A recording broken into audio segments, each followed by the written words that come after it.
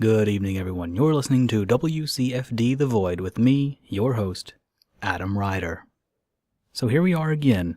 As I look out the window at Salem Creek Mountain, I can see that the fog from this morning has mostly subsided.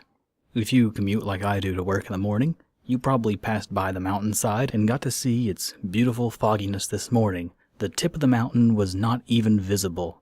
It was mystifying and beautiful to look at. Anyway, be it far from me to waste anyone's time talking about the weather. Either way, sometimes it's nice to slow down and appreciate what's happening in your own backyard.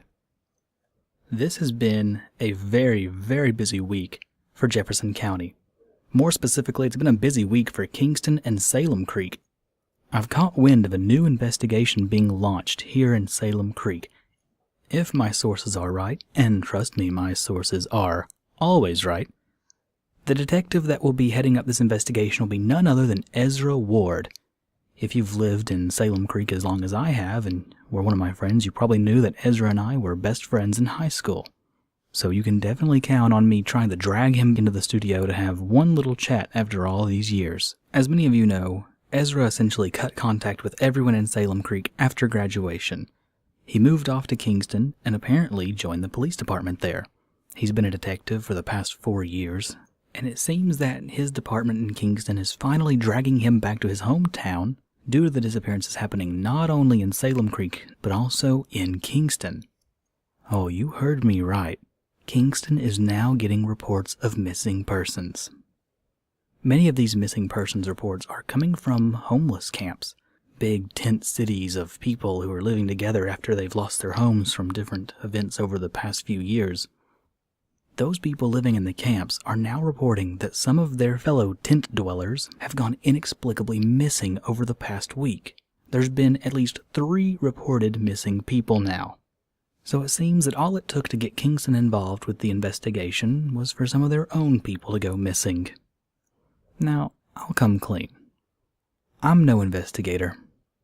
I'm no cop. I don't do anything like this professionally. But if you were to ask me, someone out there is getting rid of the people that no one's going to miss. Maybe that's a serial killer thing. I don't know. Maybe I've been watching too much television. I don't know. But it just seems like someone's trying to get their kicks out on the people that no one's going to miss. That's all I'm saying.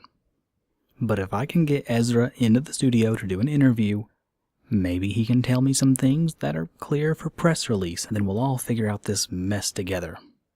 I've also heard that the current standing mayor, Nancy Sullivan, plans to give some sort of speech in the next few weeks to clear up how she plans to address these disappearances. Now, there's not a chance that she's listening, but Nancy, I've got a warm interview seat over here, and I'd be willing to ask you a few questions. Because apparently Arnold's a little too busy right now to come into the studio, even though all he does is run the lawn. Anyway, I'd love to have you on for an interview.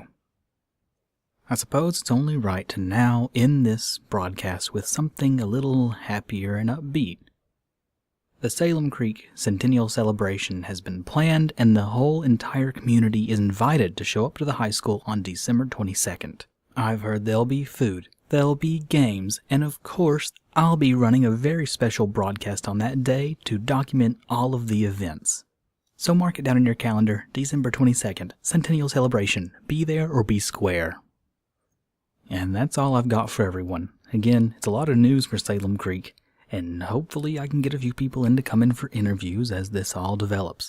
I'll be sure to keep my ears perked up for any information regarding the disappearances and the Centennial Celebration. I'm Adam Ryder, and this has been The Void.